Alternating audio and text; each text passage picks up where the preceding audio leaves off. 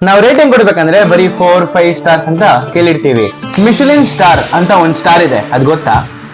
ಹೌದು, ಸ್ಪೆಷಲಿ ರೆಸ್ಟೋರೆಂಟ್ಸ್ಗೆ ಕೊಡೋ ಸ್ಟಾರ್ ಇದು. Based on flavours, quality, quantity of food and good food presentation. ಅಂದ್ರೆ ನೋಡಕ್ ಸಖತ್ತಾಗಿರ್ಬೇಕು. ಮಿಶಲಿನ್ ಸ್ಟಾರ್ಸ್ ಅಲ್ಲಿ ರೇಟಿಂಗ್ಸ್ ಬಂದು 1, 2, 3 ಸ್ಟಾರ್ ಅಂದ್ರೆ ಹೈಯೆಸ್ಟ್ ಅಂತ ಲೆಕ್ಕ. ಮಿಶಲಿನ್ 1 ಸ್ಟಾರ್ ಬರೋದು ಯಾವ ರೆಸ್ಟೋರೆಂಟ್ ವೆಲ್ ಕ್ಲೀನ್, ಮೇಂಟೈನ್ ಹಾಗೂ ಟಾಪ್ ಕ್ವಾಲಿಟಿ ಇಂಗ್ರೀಡಿಯೆಂಟ್ಸ್ ಯೂಸ್ ಮಾಡ್ತಾರೋ, ಜೊತೆಗೆ ಡಿಫ್ರೆಂಟ್ ಫ್ಲೇವರ್ ಫುಡ್ಸ್ ಕನ್ಸಿಸ್ಟೆಂಟ್ ಆಗಿ ಯೂಸ್ ಮಾಡ್ತಾರಲ್ಲ ಅವ್ರಿಗೆ.